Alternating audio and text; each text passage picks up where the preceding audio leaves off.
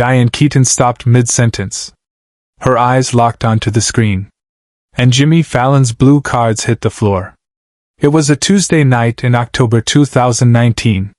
The Tonight Show starring Jimmy Fallon. Studio 6B at Rockefeller Center. Diane Keaton was the guest, iconic, beloved, famously quirky in the best way. She'd been on the show dozens of times. Jimmy loved interviewing her. The audience loved watching her. Everything was comfortable, familiar, safe. They were talking about her new memoir. Diane was animated, gesturing with her hands, making Jimmy laugh with a story about photographing strangers in Los Angeles. The audience was engaged. The band was relaxed. It was exactly the kind of effortless, enjoyable interview that made The Tonight Show work. Jimmy glanced at his next blue card. So in the book, you mention your love of photography started really young, right? Like childhood? Diane nodded enthusiastically. Oh yes, I was obsessed. My father gave me this old Brownie camera when I was maybe 12 and I just... She stopped. Not a natural pause. Not a comedic beat. A complete, abrupt stop. Her hands froze mid-gesture. Her eyes shifted from Jimmy to something beyond him, behind his shoulder, toward the large studio monitor that displayed graphics and photos during interviews. The production team had queued up an image to accompany the photography discussion. A casual family photo from Diane's childhood that her publisher had provided for promotional materials. Standard interview procedure. Nothing unusual. Except this photograph wasn't from the publisher's approved materials. Diane's face went completely white. Her mouth opened slightly but no sound came out. Her hand moved slowly to her chest, fingers pressing against her sternum like she was trying to keep her heart from jumping out. Jimmy noticed immediately. He turned to look at the monitor, confused, then looked back at Diane with growing concern. Diane? You okay? She didn't respond. She was staring at the screen with an expression Jimmy had never seen on her face in all their years of interviews. Shock, recognition, and something that looked almost like fear. Jimmy stopped mid-joke. The entire studio froze. The audience sensed something was wrong. The laughter died. 300 people went silent, watching Diane Keaton. The Diane Keaton, Academy Award winner, comedy legend, Hollywood royalty, sit completely motionless in the guest chair, transfixed by a photograph on a monitor. Jimmy's blue cue cards slipped from his fingers and scattered across his desk. Two fell to the floor beside him. He didn't pick them up. He leaned forward, genuinely worried now. Diane, what's wrong? What is it? Diane finally tore her eyes from the screen and looked at Jimmy. Her voice, when she spoke, was barely above a whisper, but the microphones caught every word. Where did you get that photograph? Jimmy glanced back at the monitor, then at his producers off camera, confused. I don't know. The production team pulls images from your publicist, from the book materials. Why? What? That photograph, Diane interrupted, her voice stronger now but shaking, doesn't exist. That photograph was destroyed. 43 years ago. I watched it burn. The control room erupted into chaos. Producer Gavin Purcell was frantically typing on his computer, trying to trace where the image had come from. The graphics coordinator was pulling up the file metadata. Nobody knew what was happening. On stage, Jimmy had completely abandoned his host persona. He stood up from behind his desk, something he rarely did during interviews, and moved closer to Diane's chair. I'm sorry, I don't understand. What do you mean it was destroyed? Diane's eyes filled with tears. She looked at the monitor again, at the black and white image of two teenage girls standing in front of a house, arms around each other's shoulders, both smiling at the camera with the unself-conscious joy of youth. That's me, Diane said, pointing with a trembling hand at the girl on the left. When I was 17. And that's... Her voice cracked. That's my sister Claire. Jimmy's expression shifted from confusion to understanding. He'd done his research before every Diane Keaton interview over the years. He knew she had siblings. but he'd never heard her mention anyone named Claire. "I didn't know you had a sister named Claire," Jimmy said gently. "Nobody does," Diane whispered. "Because I never talk about her. Because talking about her means remembering. And remembering." She stopped, composing herself. "It's been 43 years and I've never said her name on television. Never." The studio was so quiet you could hear the air conditioning humming. The audience members were leaning forward in their seats. The Roots had stopped all movement. Even Questlove, usually ready with a rim shot or musical comment, sat perfectly still behind his drums. Subscribe and leave a comment, because the most powerful part of this story is still ahead. To understand what happened next, you need to understand what happened in 1976. Diane Keaton wasn't always Diane Keaton, Academy Award-winning actress and Hollywood icon.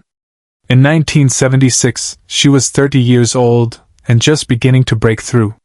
She'd done some notable work, The Godfather, a few Woody Allen films, but Annie Hall, the movie that would make her a superstar, was still a year away.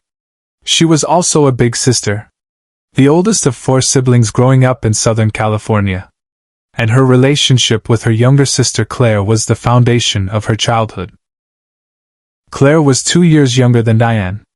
Where Diane was theatrical and extroverted, Claire was quiet and artistic. Where Diane wanted to perform, Claire wanted to create. They were opposites in many ways, but inseparable. Claire was Diane's first audience, her most honest critic, her closest confidant. When Diane moved to New York to pursue acting, Claire stayed in California and went to art school. She was talented, genuinely talented, specializing in photography and painting. She had shows in small galleries. She sold pieces. She was building a life and a career doing what she loved. The sisters talked on the phone every week. Long conversations about everything and nothing. Diane would tell Claire about auditions and Broadway shows and the chaotic energy of New York. Claire would describe her latest photographic project, the weird characters she met in Los Angeles, her dreams of having a major gallery showing someday. In September 1976, Claire called Diane with exciting news. A gallery in San Francisco wanted to feature her work, not just a piece or two, but a whole show. 20 photographs. Opening night. Reviews. The real thing. Diane was thrilled. She promised to fly to California for the opening. Wouldn't miss it for the world. They made plans. Claire would drive up to San Francisco 2 days before the opening to set up the exhibition. Diane would fly in the day of the show. They'd celebrate together. Claire left Los Angeles on a Tuesday morning in her old Volkswagen van, packed with carefully wrapped photographs and frames and all the hope of a young artist about to have her first real moment. She never made it to San Francisco. Somewhere north of Santa Barbara, on Highway 101, a truck driver fell asleep at the wheel. His semi crossed the median. Claire's van didn't stand a chance. The highway patrol called Diane's parents. Diane's mother called her in New York. Diane remembers the exact moment. She was in her apartment, running lines for an audition, and the phone rang. The first thing her mother said was, "Claire's gone." Not, "There was an accident." Not, "Something happened." Just, "Claire's gone." Like she'd vanished into thin air. Like she'd never existed at all.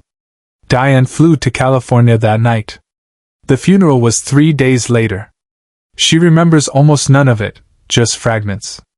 The closed casket because the accident had been too violent. Her mother's collapsed grief. Her father's silent shock. The terrible weight of a life cut short at 28. After the funeral, Diane and her mother went through Claire's apartment. They packed up her clothes, her art supplies, her camera equipment. And they found the photographs that were supposed to go to San Francisco. 20 beautiful, haunting images that would never be seen by the gallery audience Claire had dreamed about. Among those photographs was one Claire had kept separate from the exhibition. A picture someone had taken of the two sisters when they were teenagers, standing in front of their childhood home in 1965. 17-year-old Diane and 15-year-old Claire, arms around each other, laughing at something off camera. On the back, in Claire's handwriting, "Me and Dee. The beginning of everything. Keep this forever." Diane took that photograph back to New York. She kept it in her apartment for 7 years. Every time she looked at it, she saw everything she'd lost: her sister, her friend, the person who knew her before fame and movies, and all the complications that came with success. In 1983, Diane had a breakdown. The pressure of maintaining her career, the unprocessed grief she'd been carrying, the weight of pretending to be okay when she wasn't, it all collapsed at once. She spent 3 months in therapy, working through trauma she'd buried for 7 years. Her therapist suggested a ritual. Something to help her let go. Not forget, never forget, but release the grip that grief had on her daily life. Diane decided to burn the photograph. She did it alone in her apartment, holding the picture over a metal bowl, watching the edges curl and blacken, watching 17-year-old Claire disappear into ash. She cried through the entire thing. But afterward she felt something shift. Not healed. Not fixed. But different. Like she could finally breathe again. She never spoke about Claire publicly after that. Never mentioned her in interviews. Never told the stories. Claire became a private grief, tucked away in a part of Diane's heart she didn't share with anyone. For 43 years, that photograph existed only in Diane's memory. Until tonight. October 2019. When it appeared on a studio monitor on The Tonight Show and stopped Diane Keaton mid-sentence. Behind the scenes, Jimmy made a decision that defied every producer's expectation. Jimmy was still standing beside Diane's chair. The audience waited. The cameras kept rolling. In the control room, producer Gavin Purcell had found the source of the photograph. It had been uploaded to the production server from an email address nobody recognized, tagged with Diane's name, with a note that said, "Childhood photo for interview segment." Someone had sent it. But who? And how did they have a copy of a photograph that Diane had burned 4 decades ago? Jimmy made eye contact with his director. He gave a small shake of his head. "Don't cut to commercial. Keep rolling." He pulled a chair from the side of the set and positioned it next to Diane's guest chair. He sat down, not as host to guest, but as one human being to another. "Diane," he said quietly, "do you want to talk about this? Or do you want me to have them take the picture down and we'll just move on?" Diane looked at him, tears streaming down her face, and then she looked at the photograph again. At 17-year-old Claire. At the sister she'd loved and lost and never allowed herself to publicly mourn. "No," she said finally. "I want to talk about her. I want to tell people about Claire. But this is the moment no one in the studio, and no one watching at home, ever saw coming." Diane stood up.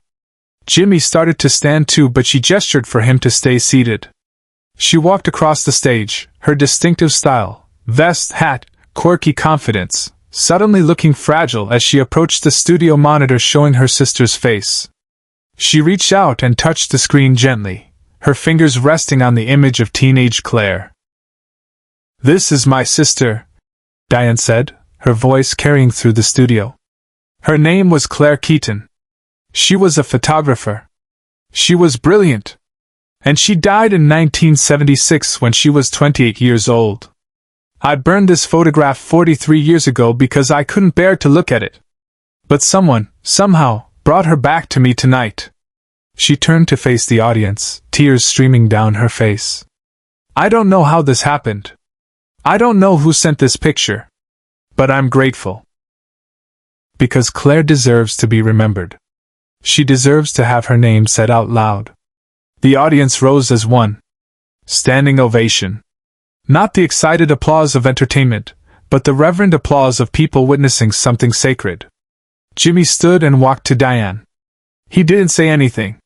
He just put his arms around her and let her cry on his shoulder, while 300 people and millions watching at home honored a sister who had been silent for 43 years. Share and subscribe. Make sure this story is never forgotten. After the show, Jimmy had the photograph printed and framed. He gave it to Diane with a note. Claire's work was never shown in San Francisco. But tonight millions of people saw her. And they'll remember. Diane keeps that frame in her home. Next to it sits her Oscar. Because some awards matter more than others. The mystery of who sent the photograph was never solved. But Diane didn't need to know. Claire had found her way back. That was enough.